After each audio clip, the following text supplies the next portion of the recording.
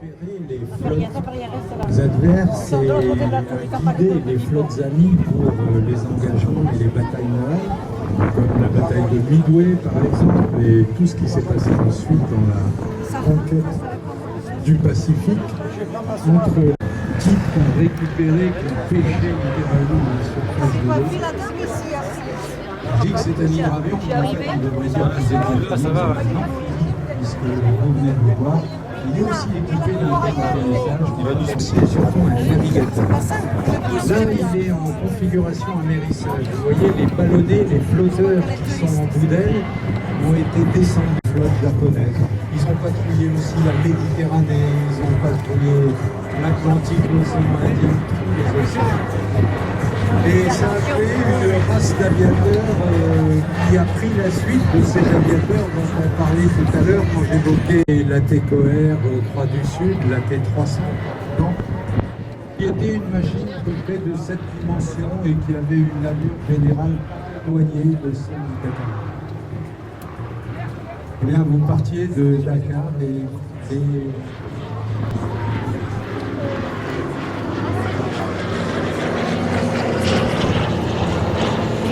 Monsieur Lafetcher, qui par pas trop lui encore, sortir entre 1936 et 1945. Voilà donc l'avion immortel numéro 1, le DC-3, l'avion qui a inventé le transport. Le son.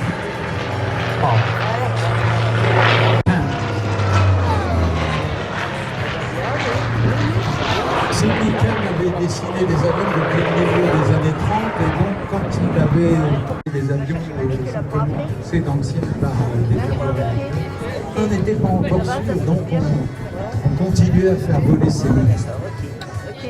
Dans les pieds du pilote et qui a tendance à entraîner l'avion dans des trajectoires discordues et compliquées et donc pour piloter un avion comme ça proprement, d'abord il faut qu'il soit quand même bien dessiné. Et ensuite, nous, par maître marche à son, j'ai compris dans le monde que de pilote de navette spatiale.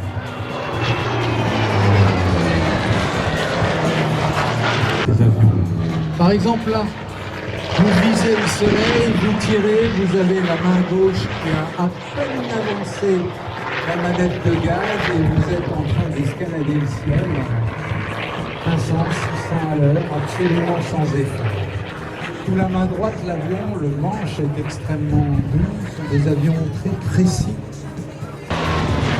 L'ennui, c'est qu'évidemment, ça va quand même vite, c'est-à-dire pratiquement à la vitesse d'un effet quand même sur une cocotte minute. C'est un peu l'impression qu'ils nous font, ces avions. Vous avez l'impression d'être ficelé sur un siège qui est lui-même accro.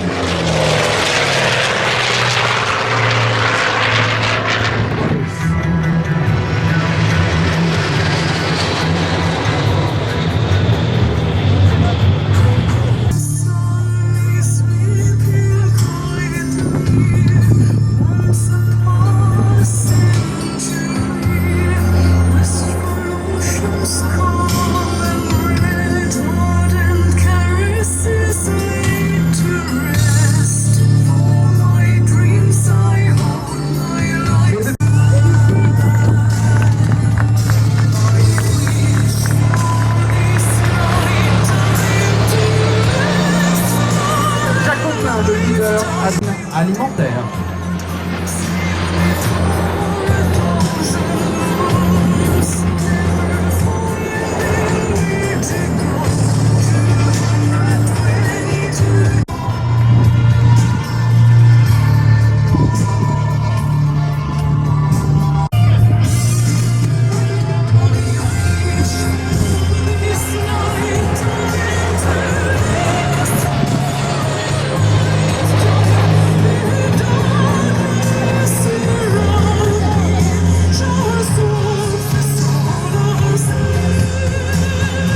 Mesdames et messieurs, regardez pendant ce majestueux virage.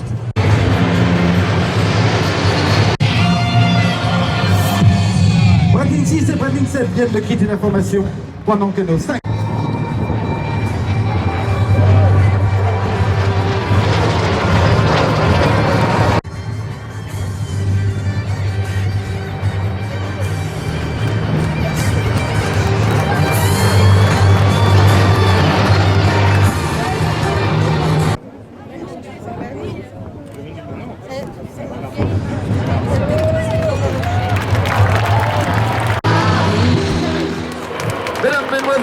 la patrouille de France 2011.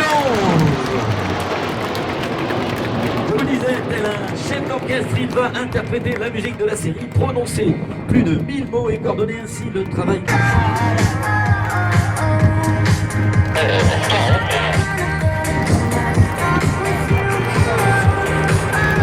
Et de son charognard. En Concorde, puis Diamant, puis Losange. La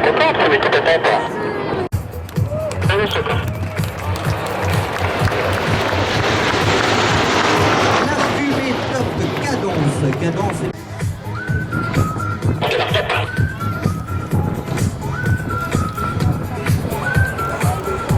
Et voilà, il a repris sa place aux côtés des intérieurs qui, comme lui, ont intégré la patrouille de France cette année. Et au poste d'intérieur droit, c'est le capitaine Guillaume Smets. Lui aussi est passé par Cambrai avant de rejoindre l'école d'aviation de chasse de Tours comme instructeur sur Alpha Jet. Il a 30 ans et déjà 1800 heures de vol.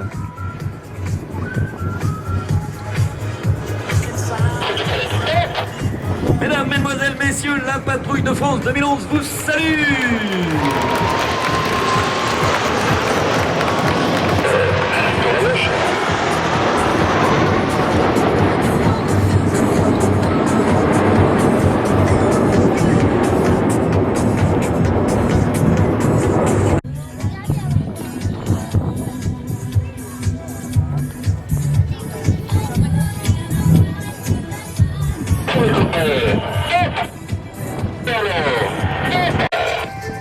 Et toujours avec beaucoup de dynamisme, observez bien les solos.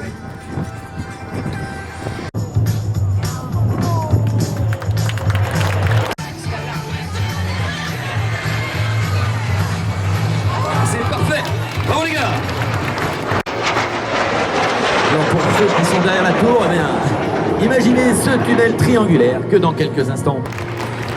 Et un peu de calme maintenant. Une horloge, la petite aiguille, c'est le leader solo. La grande aiguille, c'est la fumée. Et cette patrouille, elle en a du cœur. Elle est partenaire cette année de la fondation Thierry Latran pour lutter contre la maladie de Charcot.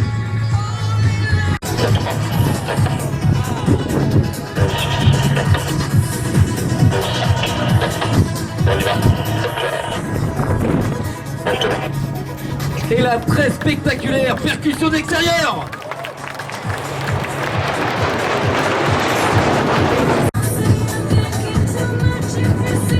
Le slalom des solos 2011.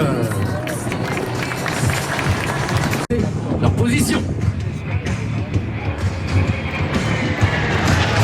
C'est magnifique, on peut les applaudir.